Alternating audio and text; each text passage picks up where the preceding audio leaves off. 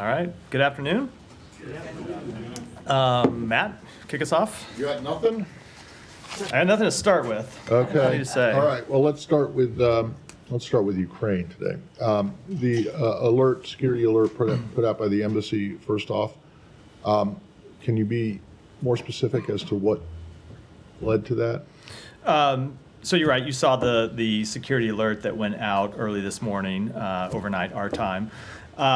The embassy put that alert out based on a possible threat of a significant attack on Kyiv, something that we take very seriously and led to the temporary change in posture at the embassy. We expect the embassy to return to normal operations tomorrow. I can't get into obviously the specifics of the threat, but it's something that we always monitor closely. We take the safety and security of our personnel it's very important to us. We take it extremely seriously, and that's what led to the change in posture today, and we expect it to resume normal operations tomorrow. Okay. Well, did this threat materialize? Given the time there now, it's after dark now. So I'm not aware of any significant strikes that have happened yet today in Kyiv, though, as you know, Ukraine has been the subject of incredibly tragically significant strikes over the last few days, and there's always a threat to more strikes. We base our security posture based on the best assessments we make of all the information available to us, and try to be incredibly cautious to protect our personnel. All right, and it didn't actually result in the reduction of any staff, right? No one has left Ukraine as a result of this. There were just people that were going to come into the office that didn't come into the office today, and we expect them to come in tomorrow. Okay, and then on the landmine decision, what can you tell us about that? So I can confirm, as you heard the Secretary of Defense speak to earlier today, that we are providing the Ukrainian government with non-persistent anti-personnel landmines. We have been providing them with anti-tank landmines for some time, but this is the first time we are providing them with anti-personnel landmines. There are a few things that I think are important to note about this new provision of equipment to the Ukrainians. One is that, as you have heard the Secretary say many times, we always adapt and adjust our policies based on real-world events. And the real-world events that we have seen are Russian advances, specifically Russian infantry advances in eastern Ukraine. And these non-persistent anti-personnel landmines are designed to blunt those types of infantry advances. They are very different from the landmines that the Russians have deployed and that you have seen other militaries, including our own military, deployed decades ago. The landmines that the Russians have deployed in Ukraine, and there are somewhere around 2 million landmines that the Russians have deployed, will remain a threat for decades. Can go off at any time and harm not just soldiers, but civilians, and will long outlast the conflict. What that means is they are battery powered, and they have a battery, and they can be set. The battery will expire somewhere between 4 hours and 2 weeks, at the most 2 weeks from when they are deployed. So the landmines will be deployed, and then within 2 weeks, if they have not been detonated, they become inert. So they will not pose a threat to the civilian population at the end of the conflict. Now, that said, they also have a high metal content, so they're easy to detect and easy to remove. And we know Ukraine is going to have to conduct an operation at the end of the conflict to remove unexploded ordnance already, both from the 2 million landmines that Russia has deployed, as well as other unexploded ordnance. They have already been conducting that type of operation in some of the territory that they have recaptured, and the United States is committed to provide them $284 million to support those efforts. Daphne, go ahead. The Ukraine has said that Russia was trying to sow panic by circulating fake online messages about a massive looming missile and drone attack. Was the temporary change in posture of the embassy a result of those messages online, or was there something more that the U.S. I'm not going to speak to the information that we rely on to make our security assessments, but we always base those assessments on a broad range of factors, and we look at a number of sources of information, including open source information, including intelligence information that we have, including information that we get from our partners, and we make the best decisions possible in real time to try to protect our personnel, and we'll continue to do that. Okay, and then Ukraine has reportedly fired a volley of British Storm Shadow cruise missiles into Russia today. Do you have any information on this? Was the U.S. given a heads up? I can't speak to that. I can't confirm it. Alex, go ahead. I'll come to you next, Jane. Clarify about what you know. Kyiv has been under attack, missiles, drones, for weeks or more, and recently, last week. So what new do you know? What do you mean, what new do I know? What new that is triggering you to take further steps? I'm sorry? What's different than Kyiv, what Kyiv has been seeing last week? So as you heard me say in response to Matt's question and in response to Daphne's question, we receive and look at security information from a number of sources and look at potential threats from a number of sources. We obviously don't disclose those publicly, not productive for us to do so. We had specific information that led to us to make this decision, but I'm not going to get into disclosing that here for obvious security reasons. But, and I don't think this should be a controversial statement, we have no higher priority than the protection of the Americans who work in our embassy, and we are going to continue to put their safety first. And it appears other embassies in Kyiv, Italy, Greek, and Spain, Spanish embassies also are not operating today. Is there any coordinated effort? I will let those embassies speak to their operations. And what about American citizens living in Kyiv? Do you have any call on them? We have Kyiv is a do not travel area for American citizens. We have long said that American citizens should not travel to Kyiv. That advice has not changed. Thank you. Please come back to me later on South Caucasus. Okay. Can I just follow up on the use of UK supplies Storm Shadow missiles? Sure.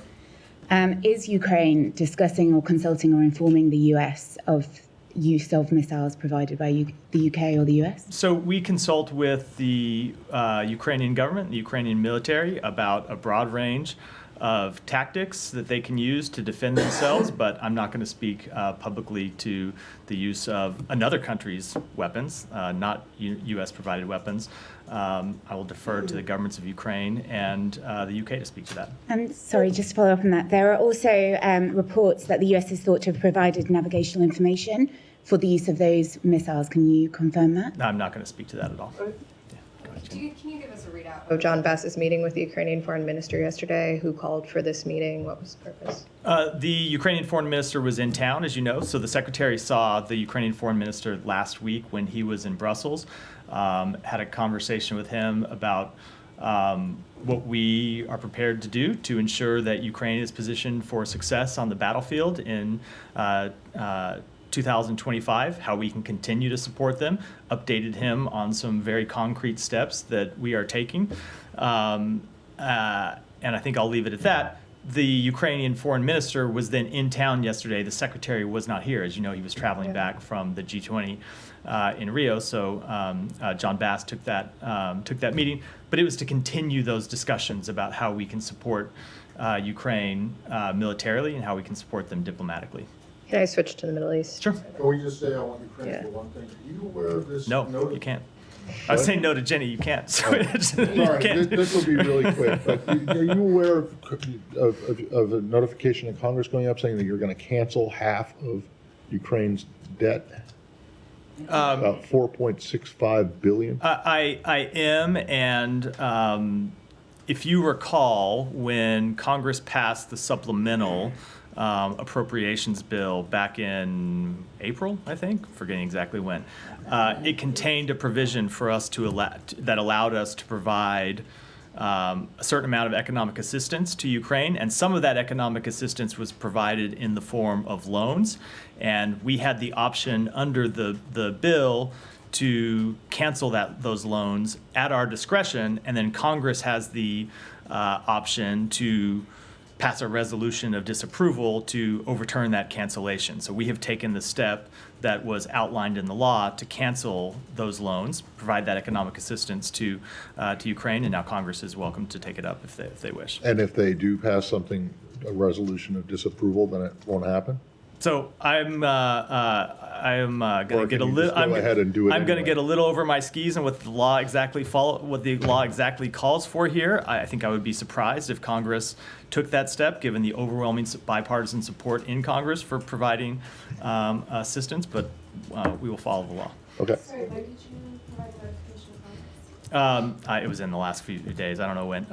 Matt seems to be aware of it becoming public. I'm not sure exactly when we made it, but it was steps that we were taking this week. Jenny, I thought you wanted. Oh, okay. Okay, thank you. Thank you. Such a generous colleague. So rare in this room. Yeah.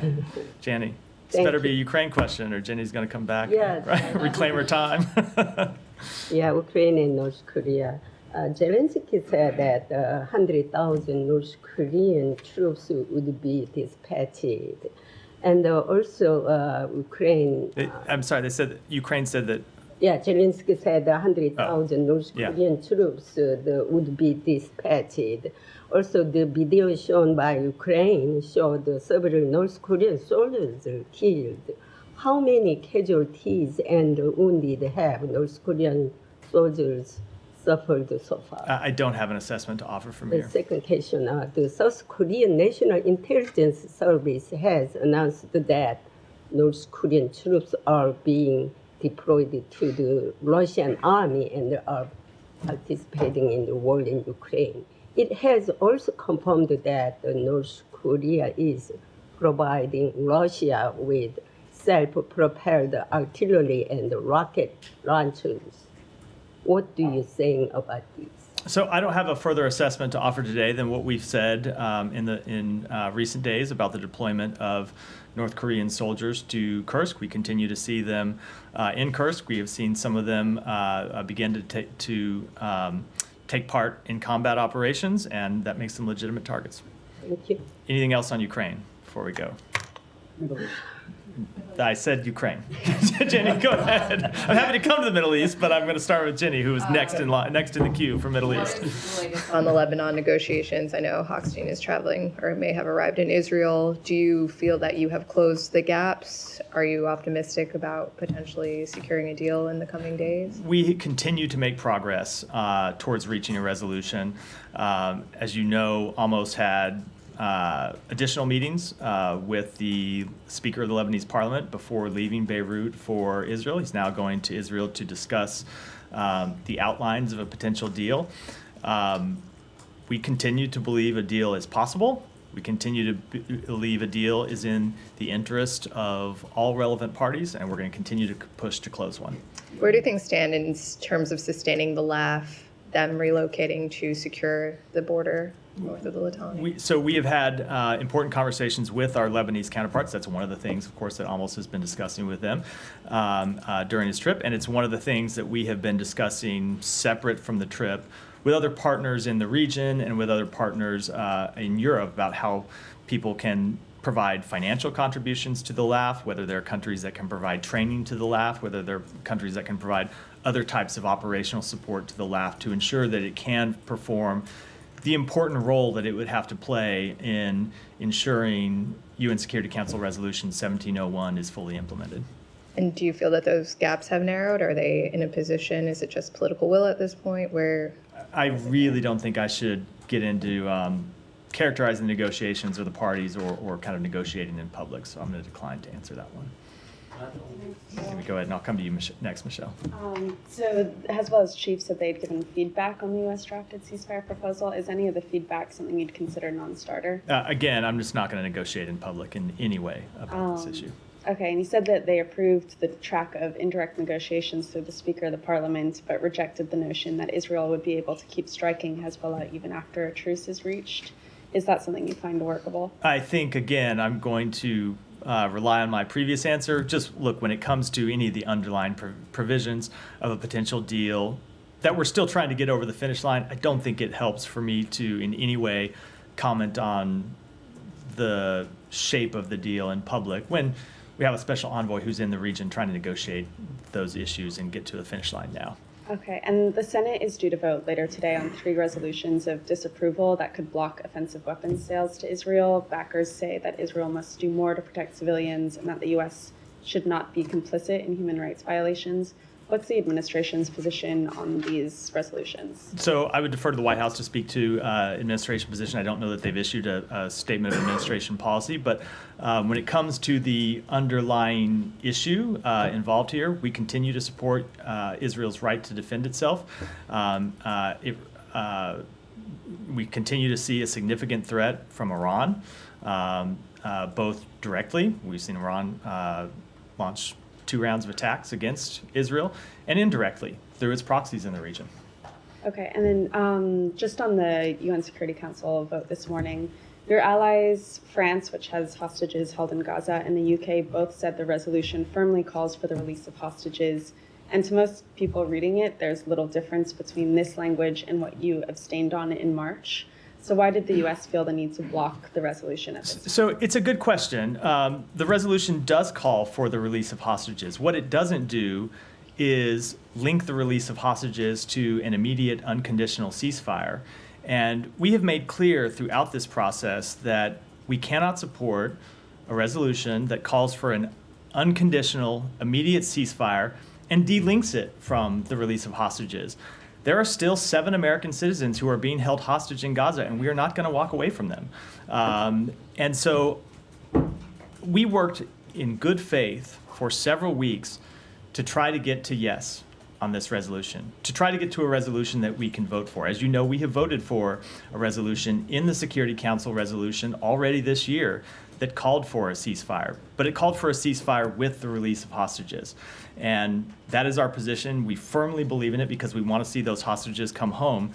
And I would kind of turn the question around and ask, why is it that the countries pushing this resolution couldn't actually link the two? Why they wouldn't agree to link the ceasefire to the release of hostages? What is it to the release? What is it about the release of hostages that they wouldn't support when linked to a ceasefire? It seems to us plain common sense that if there's going to be a ceasefire, that Hamas shouldn't get to continue to hold the hostages. And so we want to see the two linked, and that will continue to be our position. We will continue to look for ways to find consensus with other countries on the UN Security Council, but because of that language, this resolution is not something we could support. But as was pointed out earlier this morning, this resolution did contain a call for the release of hostages. What was defective about it? The defective is that they were not linked. We believe it's important that you get a ceasefire. You get a ceasefire that secures the release of hostages. And we proposed a number of different formulations that would link the two, and that would call for a ceasefire that includes the release of hostages. And I don't understand. Hold on. Let me just say, I don't understand what could be objectionable about that language. Well, right. Well, no, but I guess the point is that other people don't understand what could be objectionable about the language that you just vetoed. What is objectionable to us is that it calls for Israel an immediate ceasefire and the immediate release. It calls for an immediate ceasefire, and we don't think that Hamas.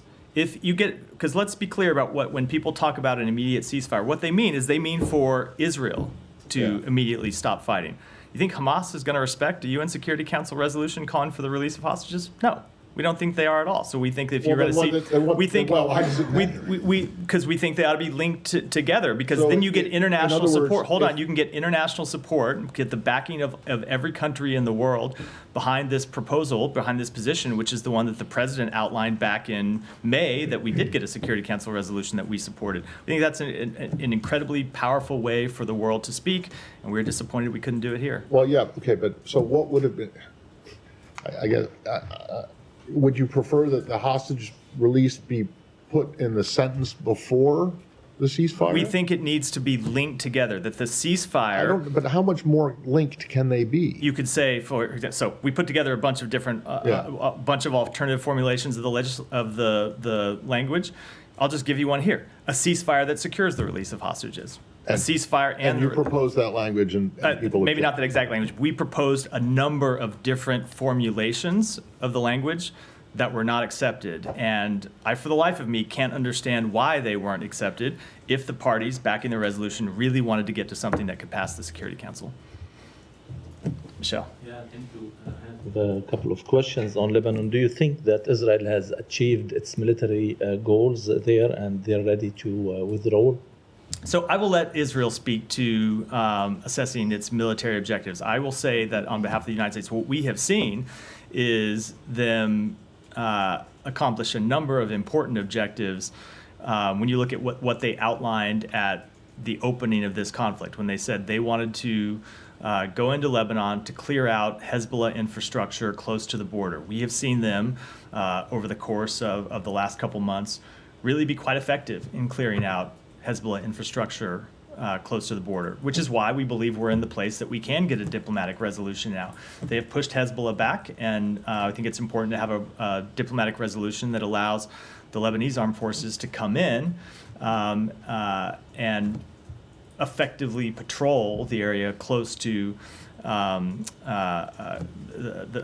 area in southern Lebanon to prevent further Hezbollah, or I should say a return of Hezbollah forces. And do you have any guarantees from Israel that they will withdraw from the south? You know, I'm just not going to, that gets to the underlying issues in the proposal. I'm just not going to speak to them here while it's still under negotiation. And what role will the U.S. play in this agreement? Are you ready to send American troops to Lebanon to observe the implementation of the deal? So, I respect the continued attempts to get me to talk about underlying issues in the proposal, and you should not read one way or the other my refusal to comment on them to be an endorsement or rejection of any of the things that are put before me here. It's just I'm going to draw a bright line that when it comes to this proposal that's under negotiation now, I just don't think I should be commenting on it. Finally, how will the U.S. guarantee that Hezbollah won't receive arms from Iran through Syria in the future? So again, there's a proposal that we are working that I'm not going to comment on, but of course, the supply of arms through Lebanon is through Syria into Lebanon is something that has been a great source of destabilization for Lebanon and has been a source of great destabilization for the region. It's something we're incredibly focused on. Thank you. Yeah, go ahead. Thank you. So today at the IAEA, Mr. Grossi said that one of the fruit of his visit to Tehran was Iranian agreeing to cap its stock of 60% uranium, and he said that it's Iran moving in the right direction. Do you share that assessment with Mr. Grossi? Let me take that back and get you an answer. Okay, second one, are you willing to give Iran a chance and not to push for resolution along with the E3 censuring Iran for non-compliance? So we continue to stay tightly coordinated with our E3 partners. I don't have any announcements to make today, but we're working with them and strongly support efforts to hold Iran accountable. So a yes or a no for tomorrow? I mean, they're voting. Come back tomorrow. I'm not going to preview it from here. An action that hasn't taken place yet. Thank you, Matt. I want to go back to the sanctions you announced on Hamas members yesterday, including the ones in Turkey. A report suggests that these individuals were transferred to Turkey as part of the 2011 Gladschallet prisoner exchange deal, which was mediated by the United States and the UNHCR. And according to Turkish sources, this transfer was made at your request in 2011. So could you please provide a clarification or elaborate on this? So I would say with respect to sanctions, that is an issue separate and apart from any prisoner exchange deal. Members of Hamas who are engaging in terrorist activities are sanctionable whether or not they were ever part of a prisoner deal.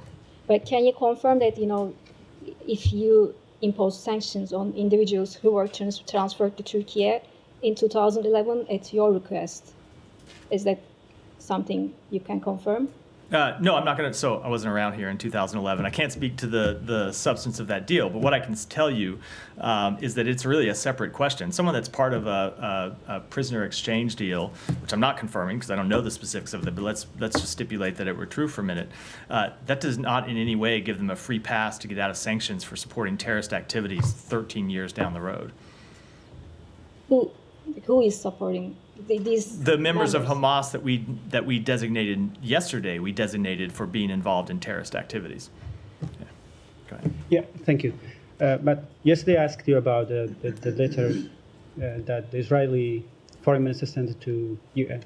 And soon after, yesterday, Iraqi Prime Minister chaired an emergency meeting ministerial for national security. And in a statement publicly, they said that we do urge the United States, in cooperation with Iraq, to take decisive steps under the third section of the strategic framework agreement between you and Iraq to help Iraq in self-defending and counter these threats on Iraq, which he means threats coming from Israel. How do you respond to this request from Iraq? So I'll take that back and get you an answer. I have not reviewed that specific letter. And then there are reports in the region that said that the United States has informed Baghdad that Israel's strikes on Iraq are imminent. And you are exhausted from all the pressures you have put it on Israel to not attacking Iraq. If Iraqi government is not taking swift actions against these militia groups, then the Israel will attack Iraq, and you are no longer be able to stop them from doing this. I'm just not going to comment on speculative reports in the press. Yeah, go ahead. Thank you, Matt. It's now 296 days since Israeli forces killed Hamdajab, the medic sent to save our family members. What update do you have on this investigation? I don't have an update today.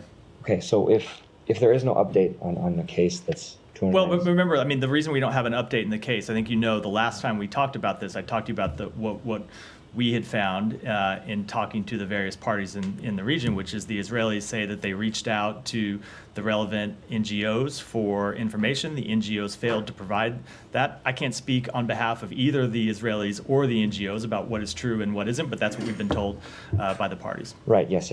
And as we've discussed, when we reached out to those parties, they... Correct, and I can't speak to the veracity of that on behalf of either party. Right, but given this uncertainty in the air of weapons that the U.S. has sent to Israel, how can the U.S. be prepared to send more of the same rounds Israel reportedly used to kill Hamdajab if all these days later it can't get to some sort of conclusion on such a well-known case? Well, again, I'm just with respect to the premise, I think there is an underlying factual dispute that I can't speak to. So I think we need to let's set aside the premise of the question for a minute and just get into the overall question. We continue to support Israel's right to defend itself against a persistent threat from Iran and Iran's terrorist proxies. Now, at the same time, we continue to insist that Israel take all precautions to minimize civilian harm, to protect civilians. And I do think it's always worth pointing out that they are operating in a really unprecedented battlefield where they're having to fight against a terrorist enemy that hides behind civilians and hides underneath civilian homes and buildings. It doesn't minimize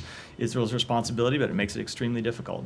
But this dispute is the point, is not like the factual dispute is something that is of concern to the U.S. if it is giving weapons to a country for which it's unclear what happened when they killed civilians. Is that not kind of the point? So the factual dispute with respect to this one incident, but there are a number of incidents of civilian harm, of course. This has been a tragic war, a horrific war that has left thousands and thousands of civilians dead. And the human toll has been an absolute catastrophe, which is why we continue to insist that Israel do more despite the tough conditions that they face. But it's also why we have put the diplomatic efforts of the United States behind trying to end this war and trying to get a ceasefire that would lead to the release of hostages and would lead to an end of the suffering of the Palestinian people. And that's what we're going to continue to try to do, because this human toll has really been horrific, and because we want to see a lasting security situation that doesn't just end the war for a week or for a month, but that provides lasting security for both Israelis and Palestinians.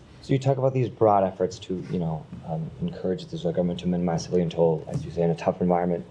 How can the government take these suggestions or demands seriously if they are, in effect, suggestions? For instance, we saw last week, after a 30-day deadline that the U.S. gave Israel to improve conditions in Gaza, 8 humanitarian organizations found that about 15 of those demands were failures or were insufficient. Let me just cut you off there before, because I know it's a long question, but if you're referring to the scorecard that humanitarian groups put out last week, there were a number of, you just look through, they went through and had like red light, green light, they had a number of different assessments. There were a number of those that were just factually wrong.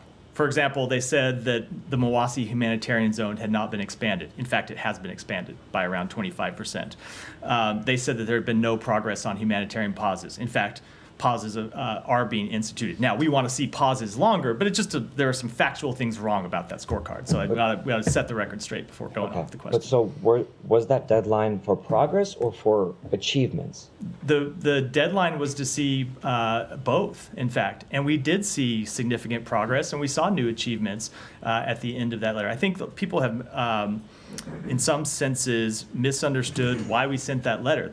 We sent that letter to introduce a sense of urgency to the situation and to produce action, and it has produced action. We have seen Israel take steps. 12 of the 15 areas, and I went through some of those the last couple days. I don't think I need to go through all of them here again, though I'm happy to if I need to.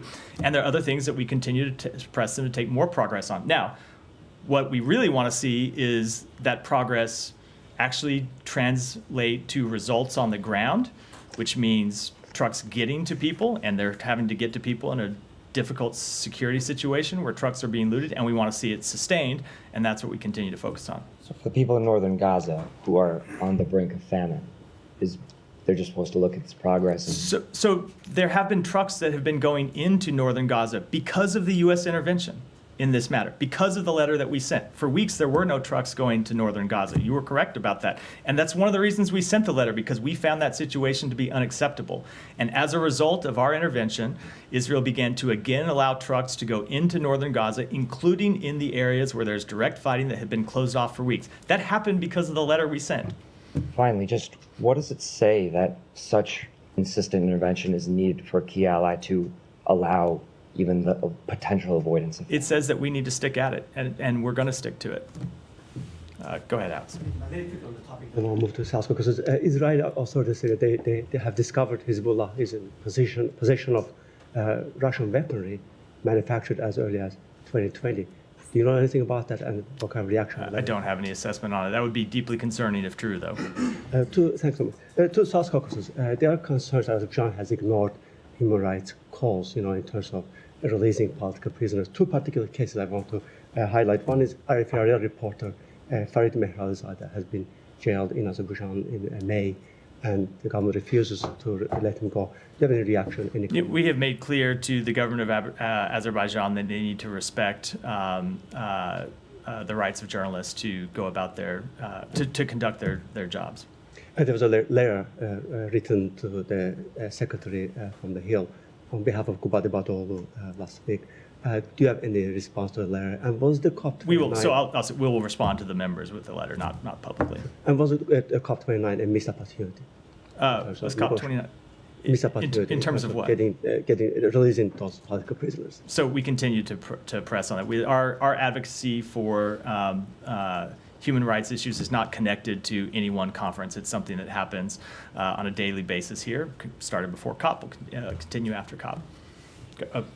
Yeah, go ahead, Jalil. And then Thank you very much. Thank you very much, Matt.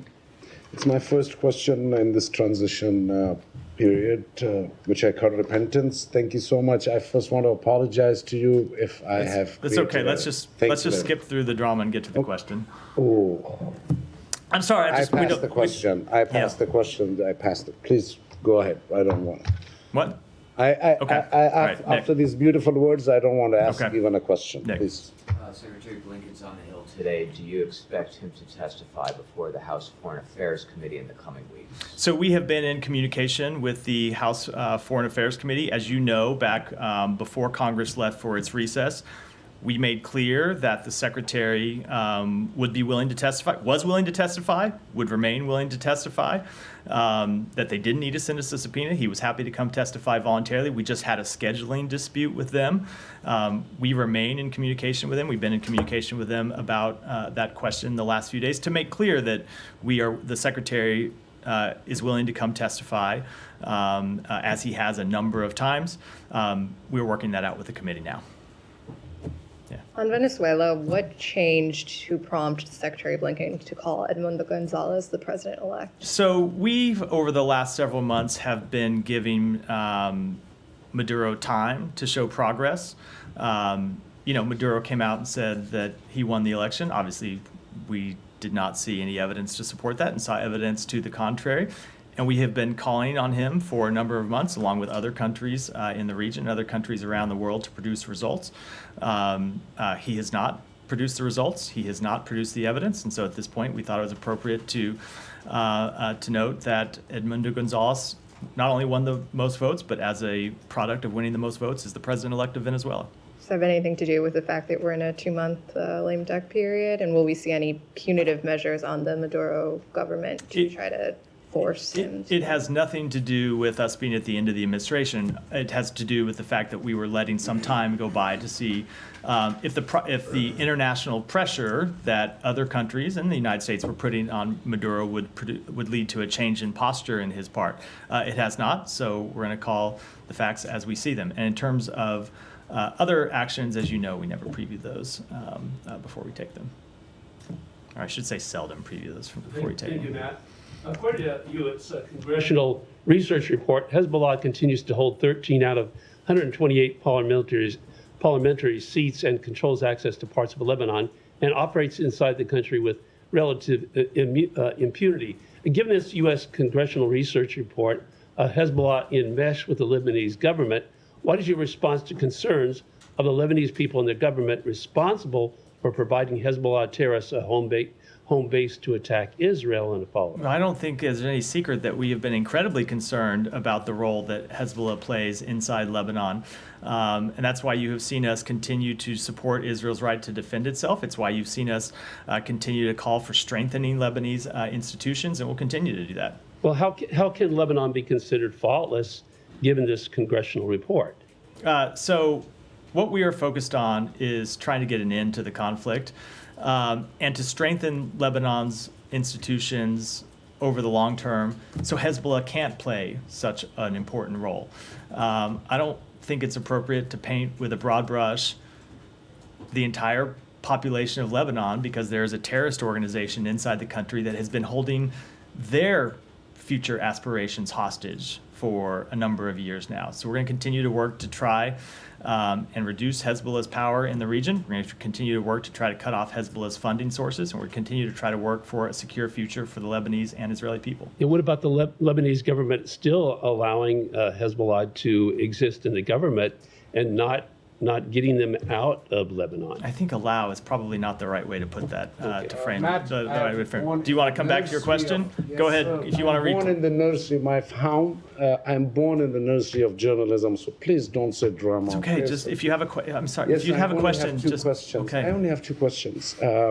One of them is that in Pakistan, recently this federal government organization issued that using a VPN is a sin. At the same time, the Interior Minister has said that any student who participates in the political rally of Imran Khan, their ID cards will be canceled, their admission in colleges will be canceled. Anything you have to say about this? So I'm not aware of those specific reports. We continue to believe it's important that Pakistan uphold the fundamental human rights of all of its people. Just one more, sir. Yeah. And this, again, is purely human right question, I swear to you. Pakistan, whatever I have been seeing as a journalist for 25 years, is purely a human rights issue that I've raised to you. In Palestine, on the 10th day, I only said that because I witnessed Afghanistan war myself, so I know how the U.S. was treating the people of Afghanistan. It was not the way Israel had. And the same thing with Afghanistan. My sisters are the first girls who attended college. So for me, girls' education is a very personal matter. You know, all these 3 areas are some of the things I feel like Biden lost the administration because of simply these human rights things that your foreign policy ignored, and I raised it in front of you. Do you agree that all these factors have a human rights issue that were ignored? You said lost the administration. Did you mean lost the election? Yes. Look, I'm not going to comment on electoral results. It wouldn't be appropriate for me. Hold on, let me just finish. It wouldn't be appropriate for me to do so here, but we have put the human rights at the forefront of our policy since day one of this administration, and will continue to do so. Thank you so much, Matt. Yeah, of course. So due to Ukraine's military actions in the past few days, there's been an increased threat of consequences by Russia, not only against the US, but also NATO in general, even though NATO is not taking any collective action right now.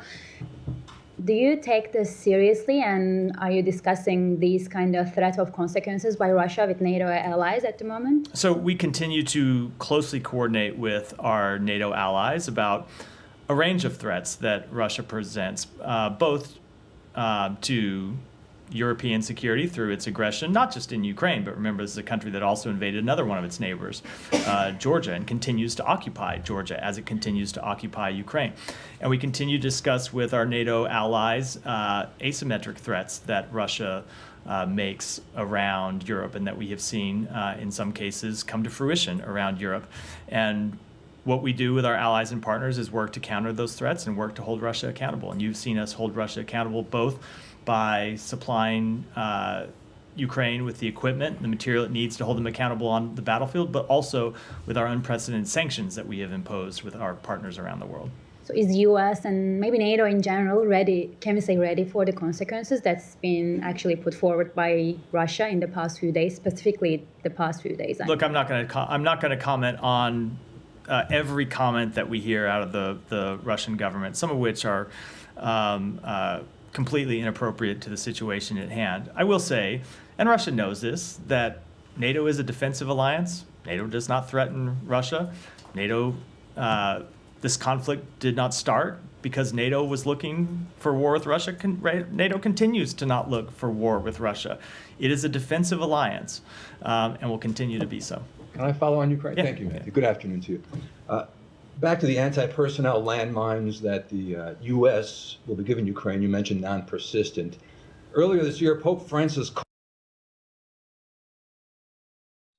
Does the State Department agree with that description, insidious? So landmines can pose the traditional landmines and the landmines that Russia has deployed across Ukraine. The reason they're so damaging is because of the threat they can pose to civilian populations for years after the conflict.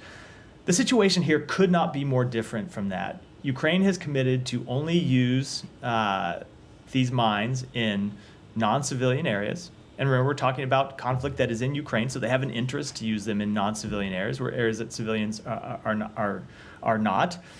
But they're also mines, unlike the ones that people usually have in their mind when they make those types of comments. These are mines that are going to be inert and deactive in at the most 2 weeks from now. So these don't pose a threat to civilian communities when they come back into an area after the end of a war and you find them stepping on a landmine that they didn't know was there and shouldn't have been in their community. This is a much different situation. Yeah. Thank you. Do you have any information or assessment regarding claims by Asif Mahmood, an advisor to Bangladesh interim government, about preparation for an armed revolution? Additionally, are there concerns about potential source of arms or the implication of such statement for the region's stability? I haven't seen that statement at all. I wouldn't want to comment on it. How does the United States view the increasing incident of assault on legal counsel within court premises across Bangladesh, including the recent attack on the defense lawyer of a senior leader, Amir Hussein Amu? What is the U.S. position on the broader implication of human rights, legal protection, and the rule of law in Bangladesh? So our position with respect to human rights in Bangladesh is the same under this government as it was under the previous government, is that we want to see the human rights of the Bangladeshi people upheld, full stop. Finally, there are reports that the interim governments in Bangladesh is considering removing secularism from their constitution, which could significantly impact the country's democratic framework and minority rights. What is your comment? I just don't have a comment on that. Thank you. Go to the back. Thank you very much. As this administration is about to complete its tenure, the question is, are you confident to say that you did enough measures to